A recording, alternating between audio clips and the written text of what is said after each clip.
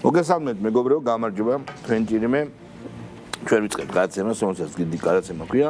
მაგრამ თორნიკე ჭეიშვილი, მოგესალმებით თორნიკე, საქართველოს პარლამენტის წევრი.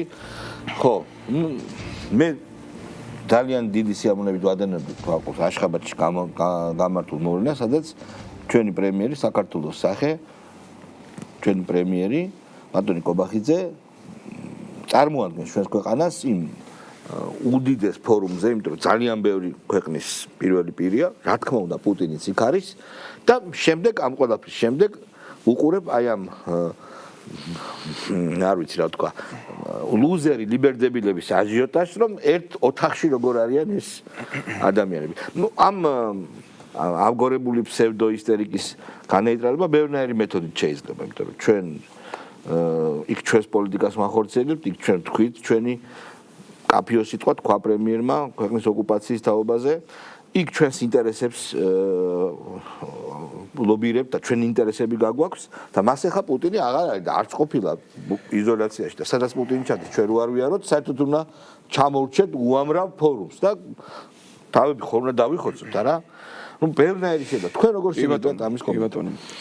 საღამოშიდობის ბატონ შალვა, მივესალმები ტელემაყურებელს, მადლობა მოწვევისათვის გადაცემაში. ნუ დღესაც თელმა ამ პერიპეტიებმა კიდევ ერთხელ დაგვანახა ის, რომ რეალურად საქმე გვაქვს აქ ადგილზე მოქმედ აგენტურასთან, რომლებსაც როცა ავალებენ შეუძლიათ თავი ჩაიგდონ რაღაც კრუნჩხებში, აბსოლუტურად ხელოვნურად და თითქმის გამოწვეული საბაბებით, რომელიც არის ნაკარნახევი, როცა ეუბნებიან პირდაპირ სიტყვით ტექსტები უნდა წაიკითხონ, რისი მომწრენიც გავხდით ასევე რამდენიმე კვირის წინ და ნუ ასე შემდეგ. რეალურად საქმე რასთან გვაქვს ახლა ეს განცხადებები, რაც დღის განმავლობაში გროვდებოდა და კეთდებოდა, არის ერთი ძალიან დიდი ფარისევლობის მორიგი გამოვლინება მათი მხრიდან. ესენი არიან ადამიანები, რომლებიც რეალურად მართლაც მხოლოდ და მხოლოდ შეიძლება რაღაც პირადობის დამადასტურებელი დოკუმენტით და პასპორტით იყვნენ მოაზრებულები, როგორც ქართველები, როგორც საქართველოს მოქალაქეები. მათ სხვა მხრივ არავითარი განცდა იმისა, რომ სამშობლო გააჩნიათ, არ აქვთ და კიდევ ერთხელ ჩვენმა საზოგადოებამ ეს ყველაფერი დღეს თავის თვალით ნახა და ჩვენ შეგვიძლია გავარჩიოთ ძალიან დეტალურად რამდენიმე განსაკუთრებით განცხადება. ერთ-ერთი მაგალითად უკავშირდება მაკეინის ინსტიტუტის მოჯამაგირე ქალბატონს სალომე ზურაბიშვილს. სამწუხაროდ ექს-პრეზიდენტს. ჯერჯერობით ფსიქიკური დაავადების მქონე პირთა რეესტრი არ არის შექმნილი. არა, ძალიან კარგი ინიციატივაა ეს და ამიტომ მე მაინც მინდა შემოგთავაზოთ, რომ რეესტრის ხალხი ესე დაუძახო. მე დაუძახებ თქვენ ღიმილით გაატარეთ. ხო, ნუ ერთი სიტყვით. რეესტრის ხალხის ერთ-ერთი წინამძღოლი. აბა ნაპოლეონი ვარო, რო გითხრათ, რეესტრში არ გამამწესებენ? საქართველოს პრეზიდენტი აცხადებს, რომ პრეზიდენტობას იბრალებს, ხო, პრეზიდენტობას იბრალებს. არ არის რეესტრის. და სხვათა შორის ეს ის პრეზიდენტია, რომელმაც კონსტიტუცია დაარღვია. და დაარღვია ძალიან უხეშად და არაერთხელთანაც, რაც დადასტურდა ასევე საკონსტიტუციო სასამართლოს გადაწყვეტილებით, ესეც დარწმუნებული ვარ ჩვენ მსმენელს ძალიან კარგად ახსოვს. რას ვამბობდი, ანუ ესე იგი ეს ქალბატონი, რომელიც თავად ლამის იყო სერგეი ლავროვის მზეს ფიცულობდა და ეს კადრებიც გავრცელდა სხვათა შორის დღეს არაერთი შეხვედრის ამსახველი თუ როგორ თბილად და როგორ ისინი და ყველაზე მაგარ საგარეო საქმეთა ისინი კომუნიცირებდნენ ერთმანეთში, ნუ დღეს მოკლედ გამოვიდა და იმის გამო რომ თურმე ერთ სივრცეში აღმოჩნდნენ საქართველოს პრემიერ-მინისტრი და რუსეთის პრეზიდენტი, მაშინ როდესაც ეს იყო შემთხვევაში მასპინძელი სახელმწიფოს მიერ შეთავაზებული ფორმატი, აქ რაღაც აბსურდული დასკვნები გააკეთა და აბსურდული განცხადებები დაიდო მისი მხრიდან. ასევე სხვა შესაბამისი რადიკალური ჯგუფების წარმომადგენლები, კოლექტიური ნაცმოძრაობის წარმომადგენლები, იცით მე პირდაპირ გამიჩნდა იმის განცდა, რომ ესენი იმდეს იზამენ, მე მგონი რუსთავში მე-12 დაწესებულებასთან მოუწევთ გადანაცვლება. ვინაიდან ჩვენ თუ გავიხსენებთ ასევე შესაბამის შეხვედრებს, შესაბამის ამსახველ ვიდეო მასალას, ამ კადრებს და კარგია რომ ეს ყველაფერი არსებობს არ დაკარგულა და დღესაც აი სოციალურ ქსელებში ტრიალებდა ძალიან აქტიურად. ნახათ რომ 2004 წლიდან მოყოლებული, როდესაც უკვე სააკაშვილი გახდა პრეზიდენტი, რა რეგისტრში საუბრობდა ის მაშინ სწორედაც ვლადიმერ პუტინთან, ხო? როგორ არიშურებდა მთელ შემთხვევაში ხოტბას მისი მისამართით, საუბრობდა მის შეიძლება ზუსტი ციტირება არ გამომივიდეს, მაგრამ რაღაც პატიოსან თვალებზე თუ პატიოსან ზერაზე და რაღაცა უმწიფლო გამოვლინებებზე და თვისებებზე და მათ შორის 2008 წელს როგორ დამწკრივებულები იდგნენ სწორედ სააკაშვილი, მაშინდელი თორსტები უკვე პარლამენტის თავმჯდომარე იყო, ან საგარეო საქმეთა მინისტრი შეიძლება დავით ბაქრაძე, გელა ბეჟუაშვილი დაზვერვის ხელმძღვანელი, რომელიც პირდაპირ ძალიან საინტერესო ეპიზოდია, სხვა შორის ამ კადრებს თუ გავიხსენებთ, ცალკე რაღაცა ჩაშჩურჩულა კიდეც მაშინ პუტინმა მას ესე დემონსტრაციულად ყველას თვალწინ გრიგოლ ვაშაძეც ბრძანდებოდა და შემდეგ აი ამ ყველაფრის შემხედვარე და იმის შემხედვარე რაც შემდგომ დაატრიალეს 2008 წლის აგვისტოს ომის შემდეგ რუსეთის სამხედრო აგრესიის შემდეგ მაშინ როცა უკვე ოკუპაცია განხორციელდა ჩვენი ტერიტორიისა როგორ იქცეოდნენ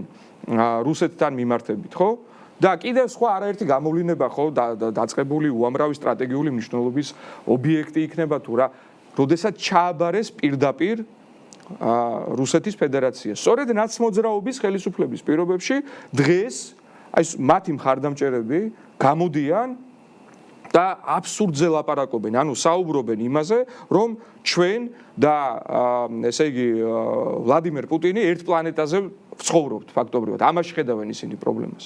ფაქტობრივად აი აქამდე დადის ეს ყველაფერი და იმას არად დაგიდევენ, რომ დღეს საქართველოს პრემიერ-მინისტრმა სწორედ იმ სივრცეში, სადაც იჯდა ოკუპანტი ქვეყნის პრეზიდენტი ხაზგასმით ისაუბრა ამ საკითხზე, ხაზგასმით ისაუბრა ამაზე და იქ არ დაუწყია მას რაღაც რევერანსები, როგორც შეოდათ, სწორედაც ნაცმოძრაობის ხელისუფლების უმაღლესი ეშელონების წარმომადგენლებს და უმაღლეს თანამდებობის პირებს და რაც სათქმელი იყო ჩვენი ეროვნული ინტერესების გათვალისწინებით, ყველაფერი ძალიან მკაფიოდ და ზედმიწევნით იქნა გაცხადებული კიდევ ერთხელ მათ შორის ამ ფორმატშიც და ფორმატი მართლაც უაღრესად მნიშვნელოვანი იყო თავისი არსით, იმიტომ რომ იქ იყო ფაქტობრივად წარმოდგენილი მთელი შუა აზიის სახელმწიფოები, იქ იყო რამდენიმე ასევე ევროპული, როგორც ჩემთვის არის ცნობილი, უნგრეთის პრემიერ-მინისტრიც ბრძანდებოდა, ჩვენი მეზობელი სახელმწიფოების მეთაურები და პრემიერ-მინისტრები იყვნენ ასევე წარმოდგენილები და ესე იგი რას გვთავაზობენ აი ეს კოლექტიური ნაცმოძრაობის წარმომადგენლები, აგენტები რას გვთავაზობენ იმას, რომ ჩვენ ასეთ ფორმატებზე, ასეთ მნიშვნელოვან საერთაშორისო ფორუმებზე ვთქვათ უარი, ასევე თავი ჩავიგდოთ ხელოვნურ აი ამ ისტერიკაში და დავიწყოთ კრუნჩხები, რომ არა ფეხების ბაკუნი ჩვენ ვერ გავეკარებით იმ სივრცეს, სადაც შეიძლება იმყოფებოდეს ოკუპანტის სახელმწიფოს მეთაური და არ ვიცი რა გავაკეთოთ, ანუ სირაკემის პოზიციაში ხო არა, აქ ხო ვიჩხუბოთ თუ კარი ვაჯახუნოთ თუ როგორ წარმოუდგენიათ მათ ის, რასაც ქვია მათ შორის მშვიდობიანი გზით საქართველოს ტერიტორიული მთლიანობის აღდგენა. აი როგორ წარმოუდგენიათ მაგრამ მათ ეს არ წარმოუდგენიათ ბატონ შალვა და რეალურად ამაზე არც ფიქრობენ და პირიქით აი ნაცმოძრაობის მთელი ეს ასე ვთქვათ ქმედებები არის პირდაპირ გამოცხადებული ღალატის ქრონიკა ხო როგორ ამზადებდნენ ისინი ნიადაგს მათ შორის იმ 2008 წლის კულმინაციისთვის როდესაც იმაზე უფრო დიდი ტერიტორია მოექცა სწორედაც რუსეთის საოკუპაციო რეჟიმის კონტროლ ქვეშ რაც იქამდე შეიძლება მათ შორის მე გულისხმობ თუნდაც ახალგორის მუნიციპალიტეტს კოდორის ხეობას და სხვა იქამდე იყო ჩვენი ხელისუფლების საქართველოს ეფექტური კონტროლის ქვეშ ხო ხო და ნუ ახლა რაზეა საუბარი ვის ჯერა აი ამ ვიმეორებ აბსოლუტურად ხელოვნური და დარწმუნებული ვარ რომ პირდაპირ აი ინსტრუქციას მიხვებიან როდესაც ამ შოუს აწყობენ და ამ განცხადებებს აკეთებენ მე ერთი რამ მინდა გითხრა ეხლა ისეთი სწრაფმავალი დროა ეგრე მოხდა რომ თვითონ ბრძოლამ რუსეთსა და დასავლეთ შორის დასავლეთი დაიყო რუსეთსა და ევროპას შორის ნატოს შორის გადაინაცვლა ამ ბრძოლამ სულ სხვა ასპექტში ეს არის ამერიკის და ევროპის ბრძოლა მე ესე ვიტყოდი შეიძლება ეს ჯერ ნაადრევად მოგეჩვენოთ ოღონდ ბრძოლის ველს ისევ საწყალი უკრაინაა რასაც ამერიკის შეერთებული შტატები თავისი ახალი უსაფრთხოების დოქტრინით თავაზობს ხო მსოფლიოს ეს არის ახალი ამერიკა ევროპის დაპირისპირება იმიტომ რომ რუსეთზე თითქმის არაფერი არ წერია პირიქით წერია რომ რუსეთის სტრატეგიული ინტერესებია რუსეთთან სტაბილური ურთიერთობა და ვაჭრობა და არის ის სიტყვები ევროპაზე, რასაც საუბრობს რუსი პოლიტოლოგი და პოლიტმეცნიერების ცნობილი წარმომადგენელი დუგინი, ანუ ტრამპის ადმინისტრაცია ძალიან სერიოზულ დოკუმენტში არა რაღაც ინტერვიუში დუგინის ლექსიკით საუბრობს ლამის. ეს არის ევროპის დაისი, ეს არის მიგრაციასთან სიტყვის თავისუფლების შეზღუდვასთან, ეკონომიკური დაცემასთან დაკავშირებული პრობლემები და ყველაფერი ის, რასაც ჩვენ ვამბობთ და ვსაუბრობთ. აი ეს გზნობს თუ არა საქართველოს ხელისუფლება ან რა იცვლება ახლა აი ამ პროცესების დაჩქარებით. აი ჩეხეთში მაგალითად თქვენ ხედავთ რომ მოვიდა ევროსკეპტიკოსი ბულგარეთში რომლის ხელისუფლების გადადგომაც უხარიათ ამ ლიბერდებილებს ხო გადადგა პროევროპული ხელისუფლება გადადგა არა ევროსკეპტიკური ამათ პროევროპული ხო აჯანყება გამოცხადებული უნგრეთში იმიტომ თქვა რომ ავაჯანყდეთ ევროკავშირის წინააღმდეგ ხო ევროკავშირი ქაოსშიაო თქვა პოლონეთის პრემიერმა. ხო, ეს ხო ყველაფერი შემთხვევით არ არის. აი ბალტიისპირელი პატარა ავი რესპუბლიკელების მიხედვით სურვილის მიხედვით მართული ევროკავშირი ხო დაცემისკენ მიდის და აბა თქვენ მოგვახსენეთ. იცით რა არის? თავადაც გრძნობენ ხა მეტნაკლებად საღიაზრი ვისაც აქვს შემორჩენილი თუნდაც იმ ევრობიუროკრატთა შორის და ცალკეული შემთხვევაში ევროპული სახელმწიფოების მეთაურები ხელმძღვანელი პირები ხედავენ და გრძნობენ იმას რომ მართლაც ეს ყველაფერი მიექანება რაღაც საბოლოო ჯამში ცივილიზაციური კოლაფსისკენ ევროპისთვის, ევროკავშირისთვის და ევროპელი ხალხებისთვის, ხო? ეს იქნება ეკონომიკური კონტექსტი, ეს იქნება კულტურული იდენტობის დაუშვათ თვალსაზრისი, იქნება ასევე ზოგადად აი ღირებულებები, რაზეც საუბრობენ დემოკრატია, სიტყვის თავისუფლება და ასე შემდეგ. ჩვენ ვნახეთ, რომ მთელ შემთხვევაში სწორედ ევროპის შუაგულში აღნიშნული ღირებულებები იქნა აბსოლუტურად ფეხქვეშ გათელილი და როდესაც თავად შეიძლება სხვებს ესეთი მენტორული ტონით ესაუბრებოდნენ ამ უფლებებზე თუ ამ ღირებულებებზე მეორე ხელით საკუთარ სახელმწიფოებში აღჩობდნენ პირდაპირ თუნდაც თავისუფალ სიტყვას. დღეს ეს ყველაფერი არის სააშკაროზე გამოტანილი. ჩვენ პრინციპში ამის თაობაზე უკვე საკმაოდ დიდი ხანია რა ვსაუბრობთ. გულისხმობ ჩვენ ხელისუფლებას და ჩვენ საზოგადოებას ველაპარაკებით, რომ ამას სჭირდება ძალიან სიღრმისეული ანალიზი. თუმცა ეხლა სიტუაცია იმით გახდა კიდევ უფრო მეტად საინტერესო და ამ ყველაფრის ანალიზი, რომ ამაზე პირდაპირ დაიწყო საუბარი შეერთებულმა შტატებმა, ხო? დაწყებული პრეზიდენტ ტრამპიდან, გაგრძელებული და უშუალოდ შესაბამისი უმაღლეს თანამდებობის პირებით, რა ვიცი, ელონ მასკი და ვინ არ არის ჩართული უკვე იმაში, რასაც ქვია კრიტიკის ქარცეცხლში გატარება დღევანდელი მოცემულობისა, რაც არის შექმნილი ევროკავშირში. და აქვე ისმის კითხვა, ვინ მიიყვანა საქმე აქამდე, ვისი ბრალია ის, რომ დღეს ევროკავშირი ასეთ მძიმე კრიზისში აღმოჩნდა შესული და შეიძლება ფაქტობრივად ჩიხურ მდგომარეობაშიც კი ჩავთვალოთ, რომ იმყოფებიან, ხო? რა თქმა უნდა, ისევ და ისევ იმ ბიუროკრატებმა, რომლებიც აბსოლუტურად არ ფიქრობდნენ არც სუვერენიტეტის იდეაზე, არც ეკონომიკური გაძლიერების იდეაზე, არც მშვიდობის გამტკიცების იდეაზე და პირიქით, ანუ მზად იყვნენ ყველანაირი ახირება, რაც კი შეიძლებოდა წამოსულიყო შესაბამისი ჩრდილოვანი გლობალური ძალების მხრიდან დაეკმაყოფილებინათ ეს სურვილები და ეს ახირებები. და თუ ჩვენ დავაკვირდებით აი ამ დინამიკას, ხომ, განსაკუთრებით უკანასკნელი 20 წელი შეგვიძლია პირობითად ავიღოთ, აი უკანასკნელი 20 წლის განმავლობაში ეს დაღმასვლა სულ უფრო მეტი ტემპით და მაღალ, ასე ვთქვათ, რეგისტრში შეინიშნება, ხომ? აი ავიღოთ ის ეკონომიკური პარამეტრი. ძალიან მარტივი მაჩვენებელი იმისა, რეალურად დღეს რასთან გვაქვს საქმე, როცა ჩვენ საუბრობთ ევროკავშირში ეკონომიკის მდგომარეობაზე. თუ 2008 წლის მდგომარეობით, თუ სწორად მახსოვს, ესე იგი, მსოფლიო ეკონომიკის დაახლოებით 30%-მდე, 27-28% იყო და ეკუთვნოდა ევროკავშირის ეკონომიკას, დღეს რამდენია ეს პროცენტული მაჩვენებელი? არის ზუსტად განახევრებული, ხო? და სწორედაც ერთ-ერთი თემა, რაზეც საუბრობდნენ მათ შორის ამერიკელები, იყო ეს და თავის ეროვნულ საფრთხეების სტრატეგიაშიც ეს ყველაფერი ასახეს.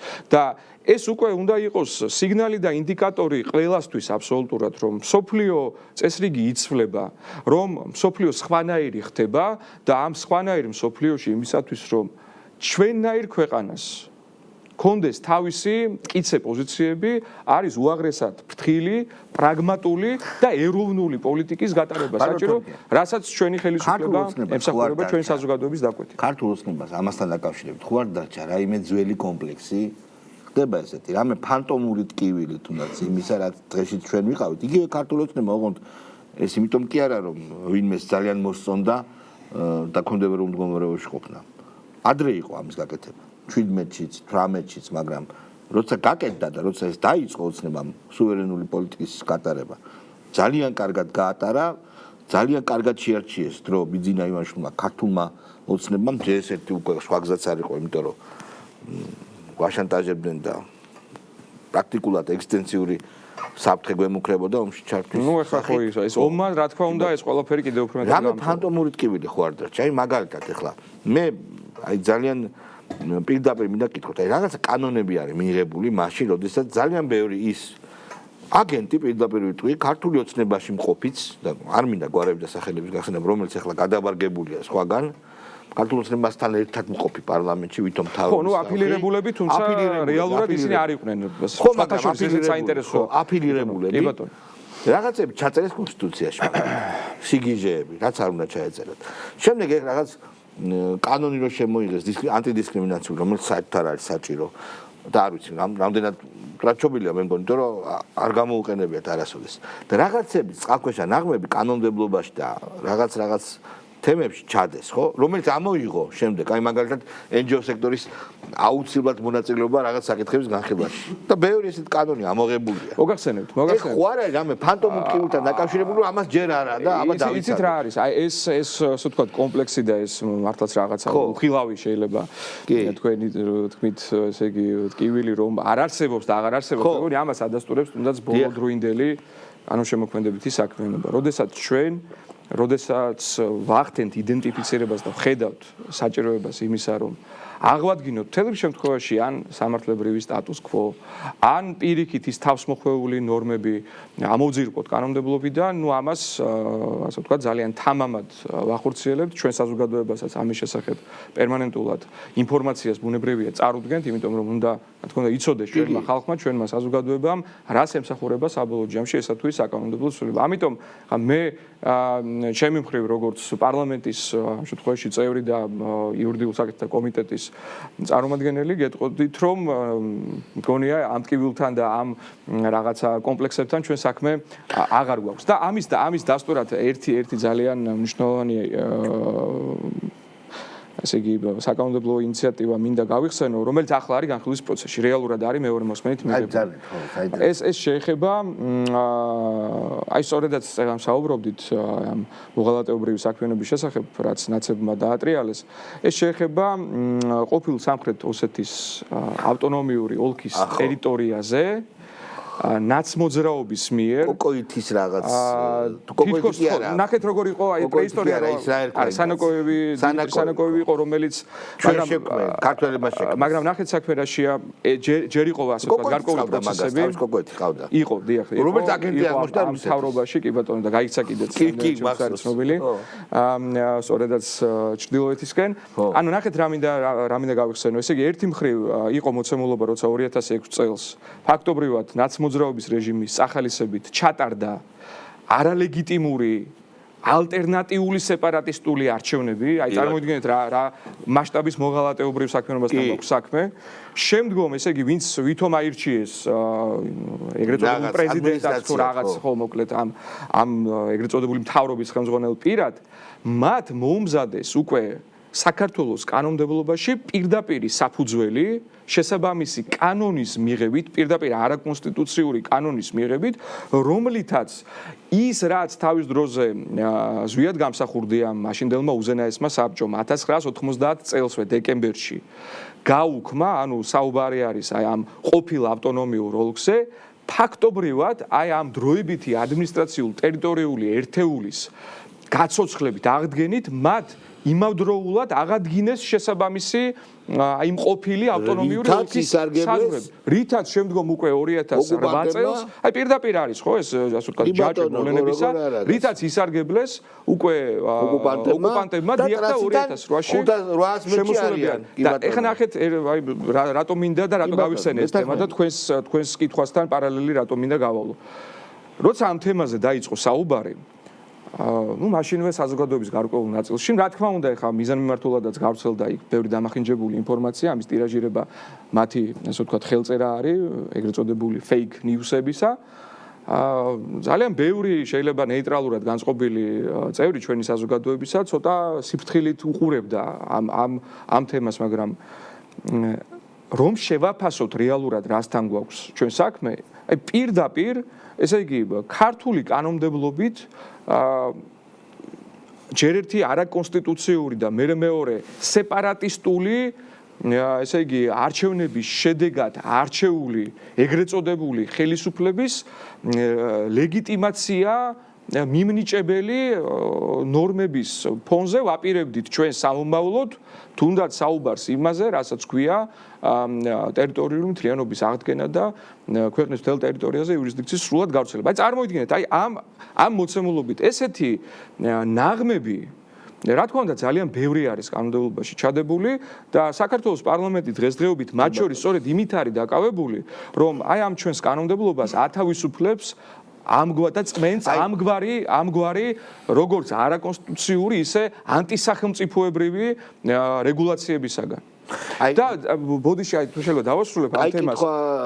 აი პასუხია და მე კიდე კონკრეტულად მინდა რაღაც კითხვა. კი ბატონო და ერთი მომენტი მიზანმიმართულად ასევე ხდებოდა აი ამ მათ შორის ეგრეთ წოდებული NGO სექტორის და სხვათა მხრიდან პერმანენტულად შემოთავაზება რაღაც გარკვეული თემების რომელიც ასუსტებდა ამა თუ იმ კონსტიტუციურ ორგანოს. ანუ ის რაც ჩვენი კონსტიტუციური სისტემიდან გამომდინარე, ისედაც არის დამოუკიდებელი, სარგებლობს სათანადო კონსტიტუციური გარანტიებით და აქვს კონკრეტული მანდატი, შეიძლება იყოს საგამოძიებო, შეიძლება რაღაცა სხვა ტიპის დაუშვათ ფუნქცია. ისინი იმგვარად ქმნიდნენ რაღაც ალტერნატიულ ქმნიდნენ როგორ, ანუ გვთავაზობდნენ და მთელ შემთხვევაში სამწუხაროდ ეს ხორციელდებოდა კიდეც. იმგვარად ხდებოდა ამ კონფიგურაციის დაალაგება, რომ ფაქტობრივად ალტერნატიული, ესე იგი, კონსტიტუციურ საწყისზე არ დაფუძნებული ორგანოები იქმნებოდა, ანუ კონსტიტუციური ორგანოების კონკურენტი სხვა რაღაც ორგანოები, რომლებიც ართმევდნენ რეალურად კონსტიტუციურ ორგანოებს და რეალურად დამოუკიდებელ ორგანოებს საკუთარი კონსტიტუციური მანდატის რაღაც ნაწილს. ანუ გათიშე და იბატონეს პრინციპი შეიძლება მოვიყვანოთ ამ შემთხვევაში და ამ კუთხითაც ახლა ალბათ გესმით ხოლმე, როდესაც დაუშვათ რაღაც კონკრეტული შეიძლება დაწესებულება უქმდებოდეს, რაღაც ერთმანეთთან დაუშვათ რაღაცის შერწყმა ხდებოდეს. ფუნქციები რა თქმა უნდა არ იკარგება, მაგრამ საგამოძიებო სამსახური მაგალითად თავს მოხვეული ერთ-ერთი კი ბატონო. თავს მოხვეული. ვითომ ასე იგი დამოუკიდებელი რაღაც საგამოძიებო სამსახურის იდეა მაშინ როცა პროკურატურა სწორედაც აი მოქმედი კონსტიტუციის მოქმედი რედაქციის პირობებში ასუსგებელია. კლასიკური მაგალითია იმისა, რასაც ქვია დამოუკიდებელი კონსტიტუციური ორგანო და იქ ყველაფერი ჩაწერილია ამის შესახებ. ასაჭიროა კიდევ ეს. ხო და ნუ სწორედ ეს არის ბატონო შალო და ამიტომ არ მუშაობდა თან პრაქტიკულად. ხო მუშაობდა თუ არ მუშაობდა, ხო ეს კიდე ცალკე სალაპარაკო თემა არის, ეს ცალკე სალაპარაკო თემა. აი როცა ეს კონკურენცია წარმოიშობა ზოგადად სახელმწიფო ორგანოებს შორის შედეგი და სარგებელი რაც შეიძლება საზოგადოებამ სახელმწიფო მიიღოს არის უაღრესად დაბალი და დაქვეითებული. კი ბატონო, აი ეგეთი პოლიტიკოსი იყო გვარი დამავიშლა, პადოშას გვარი რა არის, შემახსენეთ, თავად თორთლას. მაგან შემოიღო კანონი და საბჭოთა სიმბოლიკა ფაშისტურს გაუტო. რაც სიგიჟეა, იმიტომ რომ ჩვენ ამ სიმბოლიკის ქვეშ მოვიგეთ ომი, ქართველებმაც მოვიგეთ მათ შორის. როგორი აბსურდია ეს. ეგ კანონი არის ჩემი აზრით გასაუქმებელი. აი ესეთი რაღაცა სიგიჟეები როდესაც საბჭოთა რეჟიმიდან ფაშიზმი გაიგივებულია, რაც გასაგებია რომ საბჭოთა რეჟიმის სასტიკი იყო, მაგრამ ხელი გვეშლება უბრალოდ რომ ჩვენ 9 მაისი აღნიშნოთ. არსებობს ისტორიული მონაპოვარია ეს. რაღაც ესეთი სიგიჟეები კარგად არის გასავლელი და აღმოსაფხრელი მე მგონი, იმიტომ რომ ჩვენ ეს ყველაფერი მივიღეთ რატო? მივიღეთ სწორედ ევროპის და სწორედ იქიდან მიღებული რაღაცეების კარნახით. ბალტიისპირეთს და საქართველოს აბსოლუტურად სხვადასხვა მიმართება აქვს მეორე მსოფლიო ომთან. მაგაში ხომ ეთანხმება? მეორე მსოფლიო ომთან რა თქმა უნდა, ბალტიისპირეთში რა ხდებოდა, იბრძოდნენ ახლა ბაშიდები იქ იყვნენ, თუ იყვნენ და ჩვენ ყველაზე მეტი ხალხი პროცენტულად დავკარგეთ აქ. მოკლედ მე იმის თქმა მინდა რომ ძალიან კარგი იქნება რომ ჩვენ რაღაცნაირად უფრო მეტი დაუთმოთ ყურადღება აი ამ განწმენდას, სუვერენული კანონმდებლობის ჩამოყალიბებას. მე კიდევ ერთხელ შემიძლია გითხრათ, რომ ნამდვილად დღეს საქართველოს პარლამენტის საქმიანობის ერთ-ერთი უმთავრესი მიმართულება არის სწორედ ის, რასაც ქვია ჩვენი კანონმდებლობის გაუმჯობესება, მორგება, რომ ის იყოს ბოლომდე ადაპტირებული და მორგებული ჩვენი ქვეყნის და აი ეს დამოუკიდებელი მუხრები ევროკავშირისა და წერია ნატო და ანაკლია მით უმეტეს როდის შეიძლება ამოვიღოთ. იმიტომ რომ ეს სიგიჟეა. თქვენ ახლა საუბრობთ უკვე კონსტიტუციურ ნორმებს ზოგადად სამართლებრივი არა რა თქმა უნდა შეუძლებელია კონსტიტუციური ნორმის გადასინჯვა, კონსტიტუციური ნორმის შეცვლა ზოგადად თეორიულად არის დასაშვები საქართველოს პარლამენტის მიერ, მაგრამ ამას სჭირდება რა თქმა უნდა შესაბამისი კვორუმი, რასაც ჩვენ უწოდებთ საკონსტიტუციო უმრავლესობას, ეს შეიძლება განხორციელდეს ორი მოწვევის პარლამენტის ჩართულობით, თუ კი კვორუმი არის 2/3 არანაკლებ 2/3 თუ მოხდება. პირველ მოწვევით 2/3 რომ გავაკეთოთ და შემდეგ მოწვევის 2/3. 3/4 ეს არის ის შემთხვევა, როდესაც უკვე ერთი მოწვევის პარლამენტის პირობებში შეიძლება კონსტიტუცია შეიცვალოს. ეხლა რაც შეეხება ზოგადად კონსტიტუციის სრულების საკითხს. ამ ნაწილში მე ჩემი დამოკიდებულება მაქვს საქართველოს კონსტიტუციის მოქმედ რედაქციასთან დაკავშირებით რაც გარკვეული მიზეზების გამო შეიძლება სუბიექტური თუ ობიექტური და შემიძლია ვთქვა რომ დღეს ჩვენი კონსტიტუცია რეალურად არის ერთ-ერთი საუკეთესო იურიდიული დოკუმენტი თანამედროვეობის სხვა სახელმწიფოთა კონსტიტუციებს შორის, რომელიც პირდაპირ არის შესაბამისობაში კონსტიტუციონალიზმის პრინციპებთან, ამოსავალ პრინციპებთან და მე მგონი ჩვენი საზოგადოება ძალიან კარგად ხედავს, რომ მათ შორის ქმნის იმგვარ გარანტიებს, რაც ჩვენი ქვეყნის სუვერენიტეტისთვის, დამოუკიდებლობის განმტკიცებისათვის არის უაღრესად მნიშვნელოვანი. ამის თქმა, რა თქმა უნდა, არის შესაძლებელი საქართველოს კონსტიტუციის ნებისმიერ მუხლზე, ანუ ანიდან ჰოემდე საქართველოს კონსტიტუცია მოქმედი რედაქცია დღეს ემსახურება ამ ეროვნულ სახელმწიფოებრივ ინტერესებს და დგას ამის სამსახურში. ხა რაც შეეხება ჩვენ გვაქვს ჩვენი ასე ვთქვათ გაცხადებული საგარეო პოლიტიკური პრიორიტეტები, ჩვენ გვაქვს იმის იმედი იმავდროულად, რომ როგორც ჩვენ ვემზადებით ევროკავშირში დაუშვათ ინტეგრაციისათვის ვართ რა კანდიდატი სახელმწიფო გვაქვს რა გაცხადებული მიზანი იმის შესახებ რომ 2030 წლისთვის ასე ვთქვათ ეს სრული მზაობა იქნება და შესაბამისად გვაქვს მოლოდინი იმისაც რომ ადეკვატური დამოკიდებულება მოჰყვება ამას მათ შორის თუნდაც ევრობიუროკრატიის მხრიდან ანუ იმავდროულად რა თქმა უნდა გვაქვს იმის მოლოდინი და იმედი რომ ამასობაში ევროპაშიც ეს უმძიმესი კრიზისი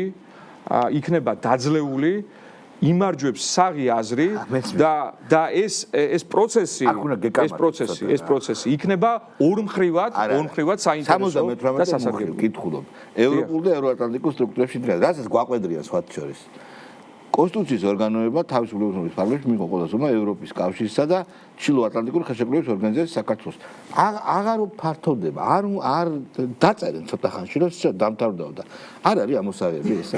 არა, კიდევ ერთხელ მე ამ შემთხვევაში პასუხობთ საქართველოს კონსტიტუციის სულისკვეთებიდან გამომდინარე, რომ რა თქმა უნდა ჩვენი გაცხადებული პოლიტიკური საგარეო პრიორიტეტები რაც არის, ის ბუნებრივია არის მათ შორის კონსტიტუციის შესაბამის ნორმებშიც გადმოცემული და ამ თვალსაზრისით ჩვენ ვიტოვებთ იმის იმედს, რომ დღევანდელი რიტორიკა და ის არაერთი უსამართლო მათ შორის თავდასხმა საქართველოზე, რომელიც ჩვენ ვიხილეთ ევრობიუროკრატიის მხრიდან მათ შორის, იქნება შეცვლილი, გაიმარჯვებს საღი აზრი და ვიმეორებ ეს პროცესი წარიმართება იმდენად ჰარმონიულად, რომ არც დაუშვათ ეს ჩვენი ეროვნული ინტერესებისთვის იყოს ნატო არა ევროკავშირი კიდე დამაზიანებელი და არც პირიქით ნატო აღარ ნატო საშიშია ნატოსთან დაკავშირებით შეერთებული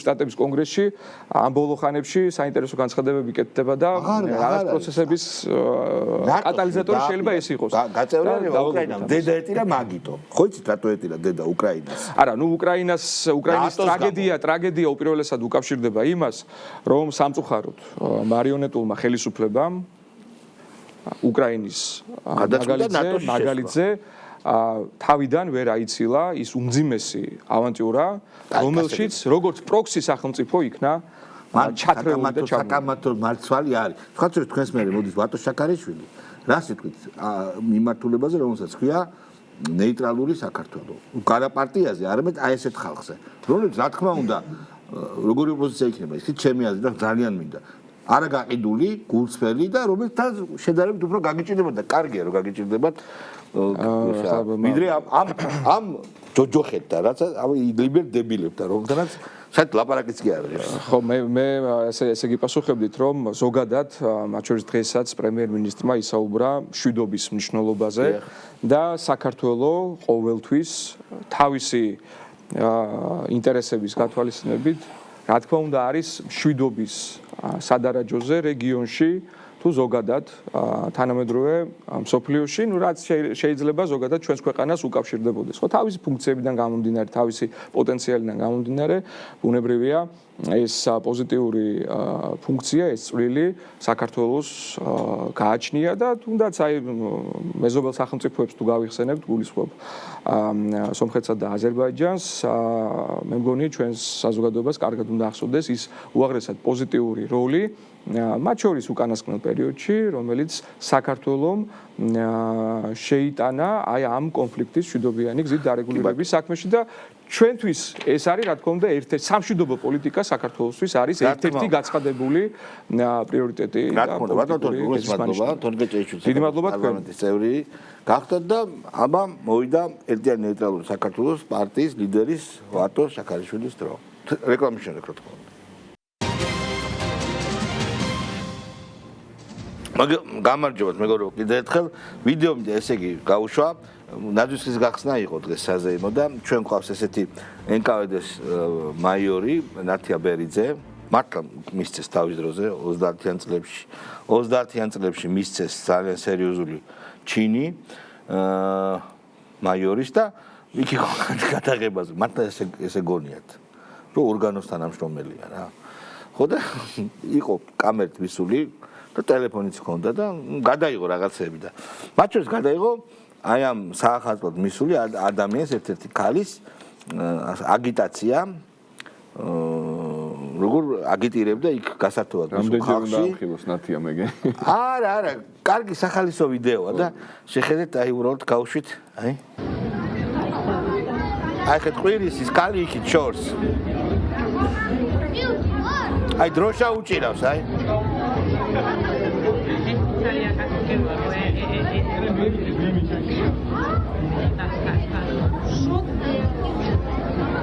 მიიწევს კამერით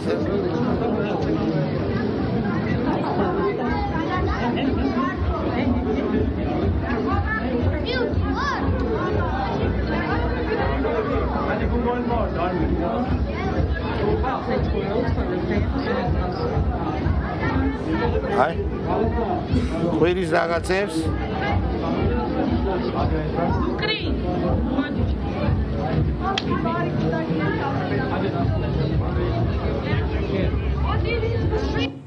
და ამ ქალს ისე დასწინებენ აი უბრალოდ ვიდეო კადრი ფილმიდან არის კადრი არის ხალხი რომელიც მივიდა იქ დასასვენებლად ასე ვთქვათ გასართობად და ასე შემდეგ რა მივიდა ამისთვის და უბრალოდ აი როგორც რაღაცა აი უცხო სხეული აი ესე დადის ეს ორი დროშით ადამიანი რატომღაც ევროკავშირის დროშით რომელიც გენაცვალე აღარ არსებობს ეს ცოტა ხანში ეს კავშირი აღარ იარსებობს და ხალხი გაოცებული უყურებს როგორც უცხო პლანეტელს როგორც რაღაცა აი გის ვერ ვაკადრებ რა თქმა უნდა არ ვიცნობ ამ გოგონას მაგრამ როგორც ძალიან აი რა ვიცი რაღაც უცხო პლანეტური ცივილიზაციის პროპაგანდა რო გასწიოს ხო იმების ალფა ცენტავრას ხალხს მოემხროს და რაღაც. დაახოთ ეგეთი ამბავი. უცხოა, მართლა უცხოა.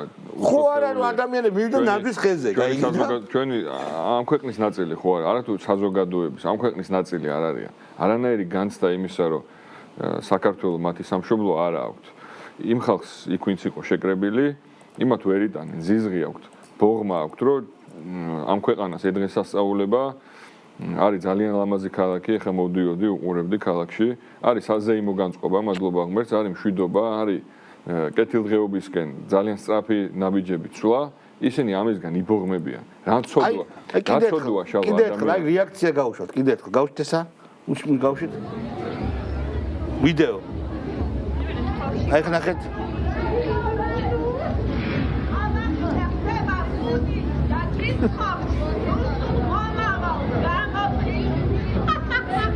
აი ეს არის ხალხის რეაქცია ეს არის. კობახიძე ხდება პუტინს და ანუ აი უბრალოდ ადამიანები რომლებიც მოვიდნენ აი გახარებულები და ალბათ რაღაცა შოუს ნაწილად იქნება ახმული ცოტა ხანში.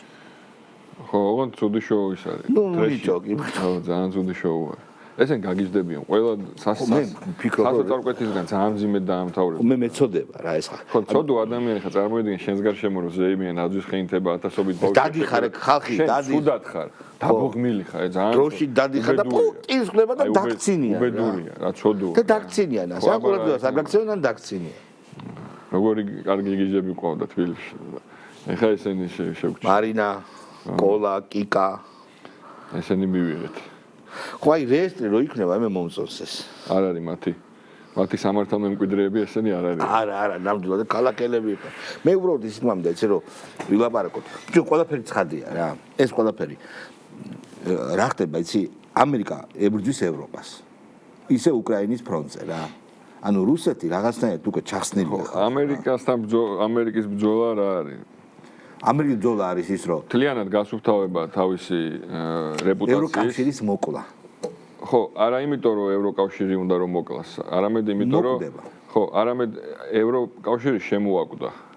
ნუ აი ვერ ელაპარაკება ტრამპი. ამერიკის შეერთებულ შტატებს რუსეთთან ბრძოლაში ევროკავშირი შემოაკვდა. ტრამპი ვერ ელაპარაკება ევროკავშირს. სიტყვა გვაქვს ქართველი. შემოგვაკვდა კი შემოაკვდა. არ უნდოდა. ხო, მაგრამ ეხა ეს მთელი ტვირთი წაგებული ომის კონტინენტზე სერიოზული პრობლემების ევროკავშირს შეეტენება. ის რომ ამერიკის შეერთებულ შტატებს მოუწია აღიარება უკვე ოფიციალურად საკუთარი ეროვნული უსაფრთხოების სტრატეგიაში რომ მორჩა მეგობრებო ეს აღარ არის უნიპოლარული სამყარო სადაც ამერიკა არის ჰეგემონი ეს ამის დაბრალება უნდა ეხა ევროპაზე ხო იქ დიაგნოზში ხა აბსოლუტურად ვეთანხმებით ჩვენ ამერიკის შეერთებული შტატების დღევანდელ ადმინისტრაციას. სიტყვებია თქო ვიზა. იმასთან დაკავშირებით, როგორც დაახასიათა ევროპა.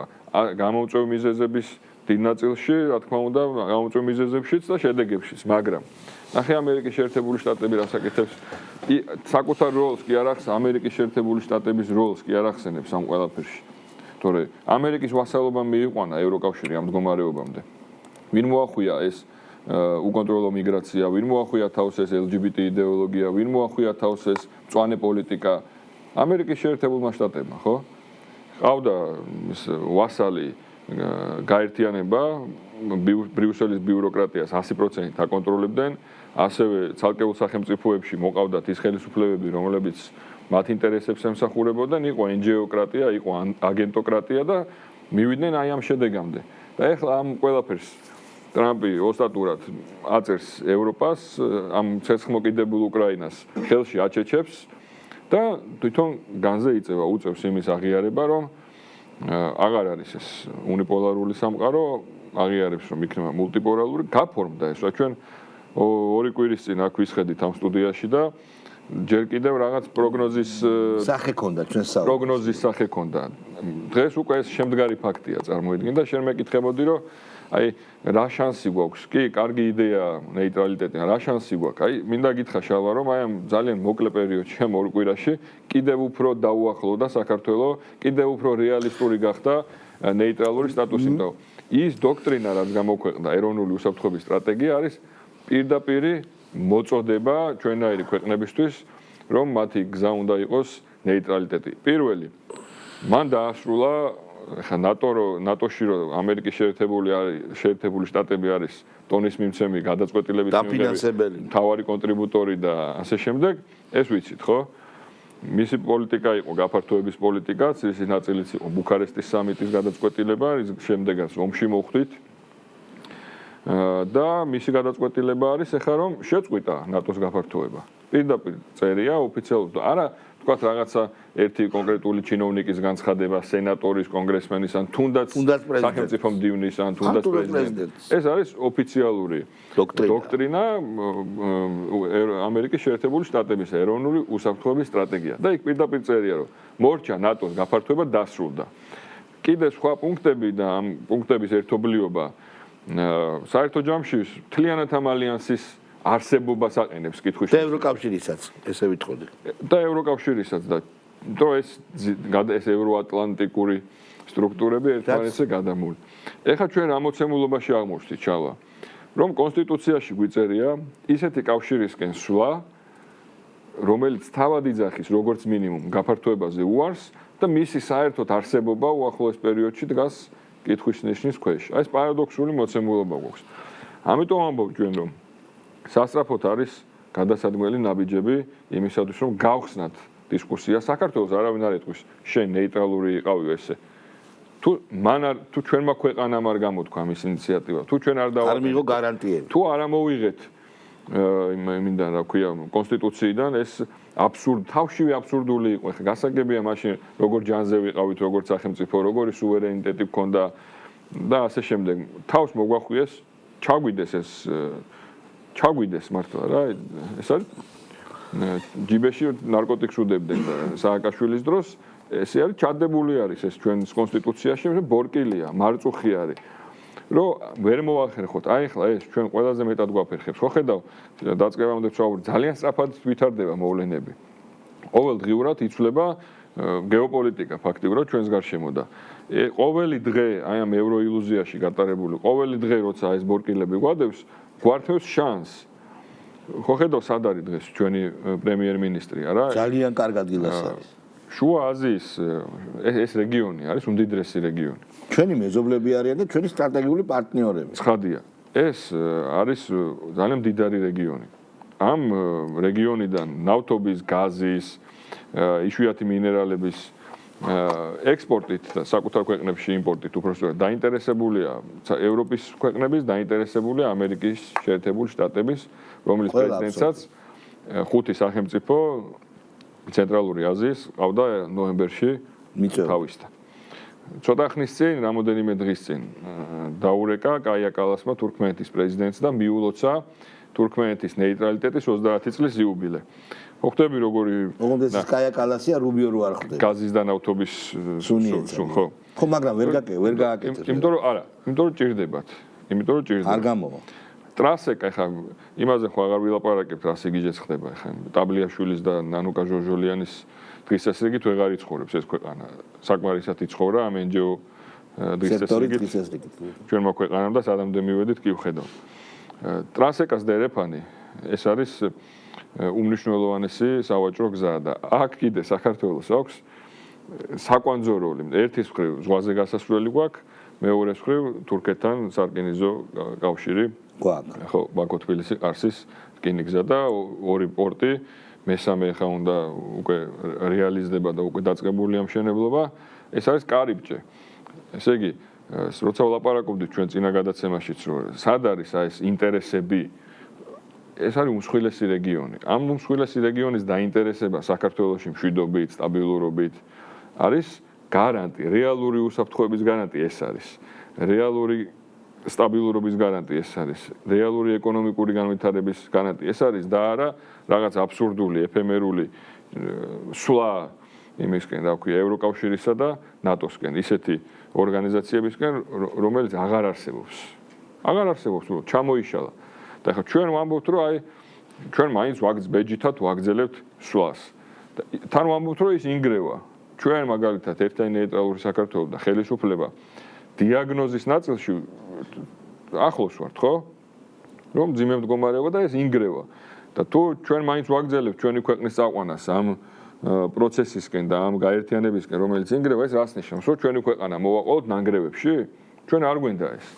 აი, დღეს წამოვიღე ეცნობოდი დოკუმენტს კიდევ ერთხელ რა, ეროვნული უსაფრთხოების სტრატეგიას, ხო და ჩვენი იცი რომ პირველ არა, ჩვენ თარგმნით კი პორტალზე გამოვაქვეყნეთ, მაგრამ პირველ დეკემბერს ქონდა ყრილობა და ესეთი მასალა დაუბეჭდეთ, დავარიგეთ იმაზე და ნეიტრალიტეტი და ეკონომიკური დიპლომატია როგორც საქართველოს ოპტიმალური გზა მომავლისკენ. და აი თუ წაიკითხავ საზოგადოება, მათ შორის ჩვენ პორტალზე geofirst.com არის ქართულ ენაზე ეს ხელმისაწვდომი. თავარ ინსტრუმენტად ამერიკის შეერთებული შტატები მომავალ აი ამ სამყაროში, მულტიპოლარულ სამყაროში აცხადებს ქვეყნებს შორის ურთიერთობაში თავარ ინსტრუმენტად ეკონომიკურ, ну იმას კომერციული დიპლომატია უწერი. შინაარსით ეს გასაგებია რაც არის. კომერციული დიპლომატია. აქ ძალიან მაგარია ტრამპი. თვითონ. კი ბატონო. რო იძახეს შვიდობა დავამყარეო. თითოეული გარიგებიდან თავის სარგებელი აქვს, როგორც ამერიკას. ხო, ну ყველას რომ მიიღოს. ჯერჯერობით ეს ეგ არის ამის თავარი ამოცანა რა. და მეორე არის რომ დაანებეთ თავი ჩემს კონტინენტებს. ესეც ძალიან მნიშვნელოვანია მათთვის. კი, რა თქმა უნდა. ანუ იქით მე აღარ გამოვიხედავ და ახლობთ ეს იქით ვივაჭრებ. ერი სახელმწიფოებზე სუვერენულ სახელმწიფოებზე საერთოდ ეს კოლექტიური რაღაცების გაერთიანებები და საერთო მიზნები ეს პირდაპირ ანგრევს. ისედაც დანგრეულია, მაგრამ გაფორმდა ესე ვთქვათ აი ამ დოკუმენტით. ნახეთ რა ხდება ევროკავშირში. წარმოუდგენელი ამბავია. ქაოსიაო იძახის პოლონეთის პრემიერ-მინისტრი. არა, გამოვიდა ისა, რა ქვია, ფონდერ ლაიენი, ხო, ეგ მაგარია. არავით არ შემთხვევა, არ შეიძლებაო, რომ როდესაც ამერიკა არ უნდა ჩაერიოს. ტრამპმა მიუთითა, რომ საჭიროა, რომ არჩევნები ჩატარდეს უკრაინაში, ესო ჩვენი გადასაწყვეტიო არ არისო ცალკეულმა ქვეყნებმა და მათმა ამორჩეველმა უნდა გადაწყვეტონ, ვინ იქნება მათ ქვეყანაში ხელისუფლების და ლიდერი. არა, ცინიკოსი ეს უკვე არის ზღვარგადასული ცინიკოსი. წარმოუდგენელი ამბავია, რა ფსკერი არის და პოლიტიკური ფარისევლობის მწვერვალია ხა უნგრეთში გააყალბეს, მოლდოვაში გააყალბეს, უნგრეთში არა, რუმინეთში, საქართველოში. ჩვენ ხრებზე ხო ვიცით რა საკეთებია? ვერ მოახერხეს. ამდენი წელიწადია რა. პირდაპირ ამბობდნენ რომ თუ გინდათ ეს რაღაცა სტატუსი თუ ეს რაღაცა მოლაპარაკებების გახსნა, მიეცით ხმა აი ამ პოლიტიკურ ძალებს იმ 4 პარტიას, ვისაც ჩვენ უჭერთ და ბოლო-ბოლო ყველაფერს შარლ მიშელის შეთანხმება რა იყო თუ არა უხეში დარღვევა კონსტიტუცია. ხო, ნუ არ გაქვთ თქვენ კონსტიტუცია და ჩვენ გაგისაშვით მაშინ არ შეიძლებოდა კიდე წინააღმდეგობის გაწევა თორე ეგ სხვათა შორის მე გამოსაკვლევი იქნება როგორ დააძალა ევროპამ კონსტიტუციის საწინააღმდეგოდ რაღაცა პირობის დადება. კი, ჩვენ ხა პირველ ნაბიჯებს ვთქვით, ხო აი იმიდან გამოვდივართ. მაგრამ ჩვენ ვამბობთ რომ ტემპი უნდა იყოს განსხვავებული, ნაბიჯები უნდა იყოს თანმიმდევრული, იმიტომ რომ მოვლენები ძალიან სწრაფად ვითარდება და ჩვენ ეს რეალური მარწუხი გვაქვს. თითქოს ეს ჩვენს ისე უყურებთ რა, გაცვდა ეს კონსტიტუციური ჩანაწერი და რაღაც, მაგრამ ეს ნიშნავს, რომ მთელი სახელმწიფო მანქანა ამისკენ მუშაობს. ყოველ დღე რაღაცა სტანდარტი, რაღაცა კანონი თუ რაღაცა კეთდება იმისთვის, რომ აი მას დაუახლოვდეს. და რას უნდა დაუახლოვდეთ? რაც არ არსებობს, რაც არ არსებობს. აღარ არსებობს და ერთი ხო სულ ამბობთ ხოლმე. აქ რამოდენიმე ნაწილია, ღირებულებითი ნაწილი ძალიან მკაფიოა, გასაგებია ეს წითელი ხაზები ჩვენი ქვეყნის მოსახლეობის აბსოლუტური უმრავლესობისთვის, ხო? LGBT იდეოლოგიას და LGBT იდეოლოგიით ქრისტიანობის ჩანაცვლებას ქართული ხალხი ხარს არასოდეს დაუჭერს. ერთნაირსქესიანთა ქორწინების დაკანონებას ხარს საქართველოს მოსახლეობის აბსოლუტური უმრავლესობა არასოდეს დაუჭერს, ეს გასაგებია. აქ მეორე მდგენელიც შემოდის, რაც არანაკლებ მნიშვნელოვანია, ხო, სოციალურ-ეკონომიკური ეფექტი და გავლენა. სადღაც რომ მიდიხარ, შენ რაღაც სტანდარტებს ამუშავებ, იმას კანონმდებლობას არგებ, აქ გადაწყვეტილებებში ითვალისწინებ ევროკავშირის იმის გვაქვს შეთანხმებები, რომელიც გავალდებულებს ეს შეასრულო, ხო ეს დამატებითი ბარიერებია, დამატებითი წნეხია ჩვენს სუვერენიტეტზე, ჩვენ სუვერენულ ეკონომიკურ პოლიტიკაზე და ყოველდღიურ ცხოვრებაზე. და ამის გამო და გავთავისუფლდეთ ჩვენ.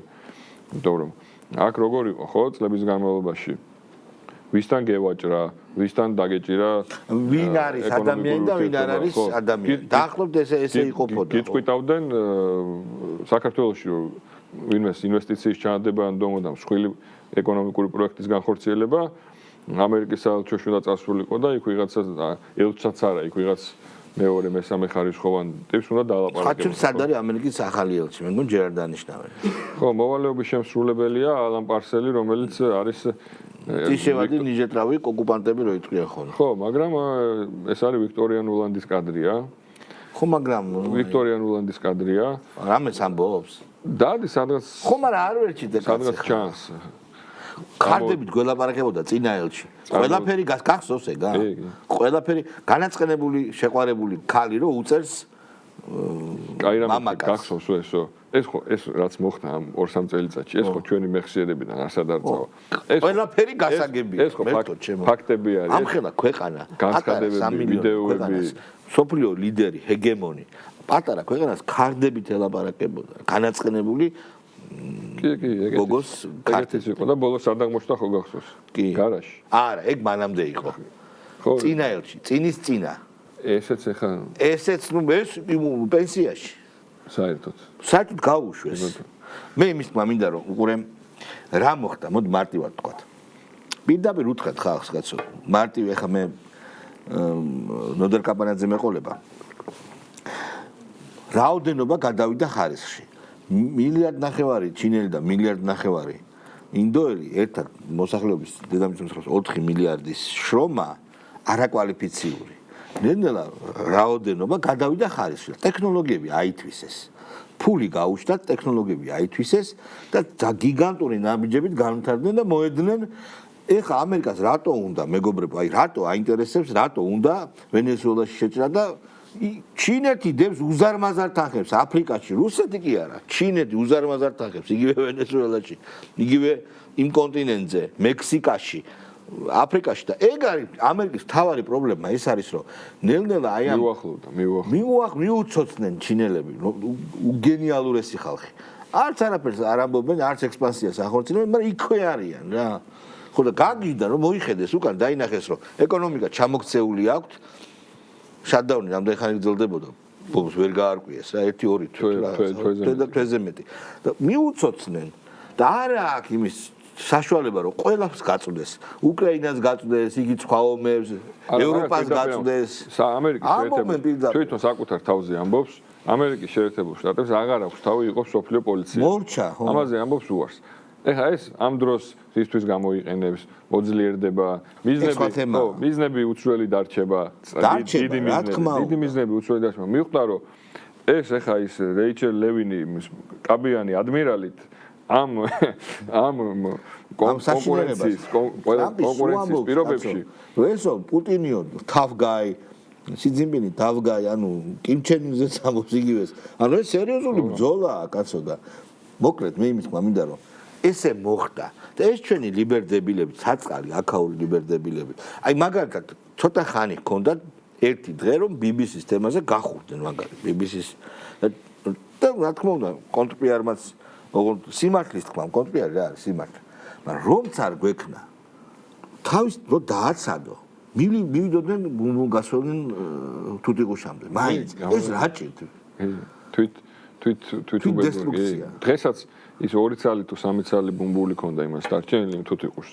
ხო და აშხაბადში რო დაუნახია ის ფოტო ისიც დაცვიდა თურმე ხო აი მაგალითად აი ხა ის 2 წალიც ჩამოვარდა ვინმე ხელმძღვანელობს ახლა აი არ ვიცი აი ამას აი ეს ამბავი აი ხა გავუშვებ რა ესა დღეს იყო ძალიან საინტერესო არა ეს მე მესმის ეს ყველაფერი რომ ეს ამ კაც ვერ გააგდებ მაგრამ ეხლა გაისაკმილოა ჩვენთვის გავუშვით თუ შეიძლება შტაბს ანგარიშსწორების ფორმები ახლა ნახეთ 1 საათის წინ მოქალაქეების ადმინისტრაციული წესი დაკავება სავარაუდოდ მათი განემოცვის და მეგობრების აზრით ახალი წლის აღსანიშნავ ღონისძიებას უკავშირდებოდა საპოლიციო ძალების მობილიზება ასეთი თქვენ რას ფიქრობთ და რას უკავშირებთ ახლაც პოლიციის მანქანებს ეს არის მოიგი ტალღა რაღაც სხვადასხვა ქმედებები არის სხვადასხვა მეთოდები არის აი გავაჩეროთ ეს ბატონი აკოპოვი ხო პიკაჩუ ასწაული კაცია ძალიან კარგი ძალიან კარგი გასართო გადაცემაში, საბავშვო გადაცემაში. ესეთი რო არ ყავდეს, ნუ აი. უნდა გამოიგონო.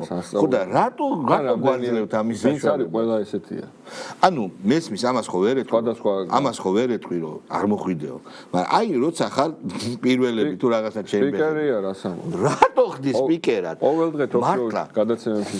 ეგ გონია და რა გინდა ეხა ტაბლიაშვილს აქვს შენ რო გაქვს პრაიმ ტაიმში ყველაზე მაგარ დროს მაგ დროს აქვს ტაბლიაშვილს გადაცემა.